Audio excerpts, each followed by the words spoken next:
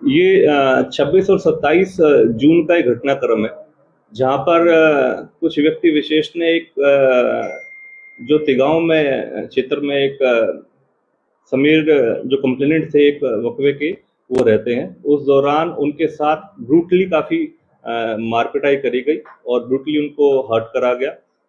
उस दौरान एक केस रजिस्टर्ड करा गया था तिगांव पुलिस स्टेशन के अंदर, जिसमें काफ़ी नामजद आरोपी थे।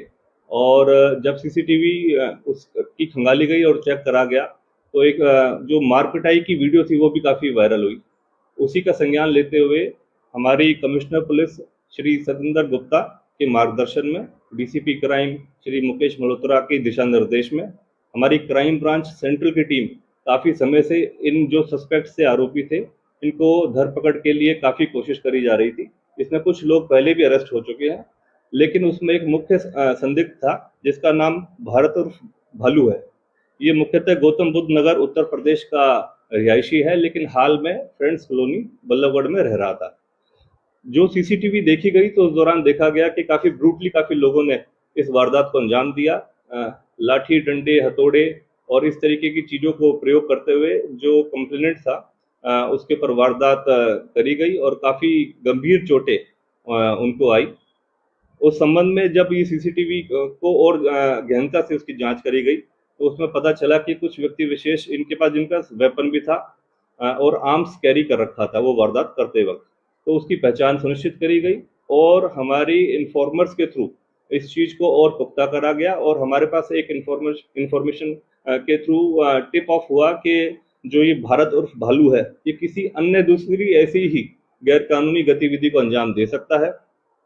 उस मद्देनज़र हमारी जो क्राइम ब्रांच सेंट्रल की बीपीटीपी की टीम है, जो हमारे उसमें इंचार्ज हैं दीपक, उन्होंने तुरंत प्रभाव से इसका संज्ञान लेते हुए टीम गठित करी और जो इन्फॉर्मेशन को सच मानकर मौका संभालने की कोशिश करी, जिस दौरान जैसी ही टिप सही हुई और जो इन्फॉर्मेशन इन्फॉर्मर के थ्रू आ रही थी, उसको जब जानकारी उसकी इकट्ठी करी गई और तो मौका जिस तरीके की जहाँ पर उसकी इन्फॉर्मेशन थी, वहीं जाकर पुलिस ने अपनी नाकाबंदी करी और भागने की एवज में पुलिस पार्टी के ऊपर उसने जो हमारा सस्पेक्ट था भारत और भालू, उसने पुलिस पार्टी के ऊपर फायरिंग करी।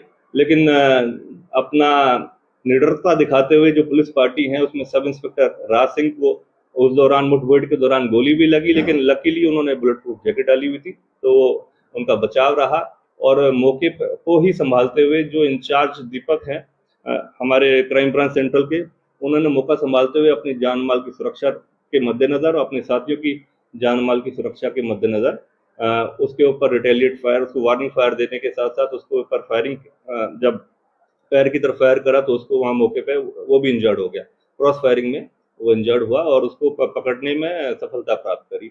ये बड़ी एक उपलब्धि है। जिस तरीके से जो आमतौर पर फरीदाबाद के अंदर ये हथौड़ा गैंग और इस तरीके की जो गैंग इस तरीके से काफ़ी समय से ऐसी वारदातों को अंजाम दे रहे हैं और बहुत ब्रूटली किसी आम जनमानस को इस तरीके से डर और भय का वातावरण पैदा करते हैं और ब्रूटली मारपिटाई करते हैं, उनके लिए सख्त संदेश है फरीदाबाद पुलिस की तरफ से। अगर कोई भी व्यक्ति विशेष इस तरीके की गैरकानूनी गतिविधि में या इस तरीके की एक्टिविटीज़ में अगर संलिप्त पाया जाता है, तो पुलिस स्ट्रिक्टली इसको डील करेगी।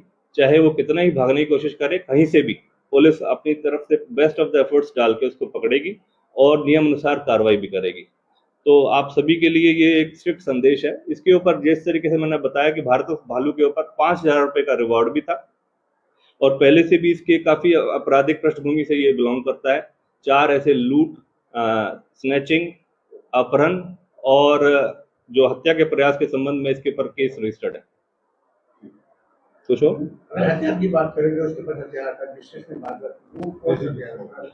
देखिए, कंट्री मेड वेपन था जो उससे मौके से ही बरामद करा है। हमारी एफएसएल की टीम ने मौका मुआयना करा है और उसके मद्देनजर सारी कार्रवाई को अमल में लाया गया है और मौके पे जिस तरीके का जो एनकाउंटर हुआ है उसके ऊपर भी नियम अनुसार कार्रवाई अमल में लाई जा रही है। थैंक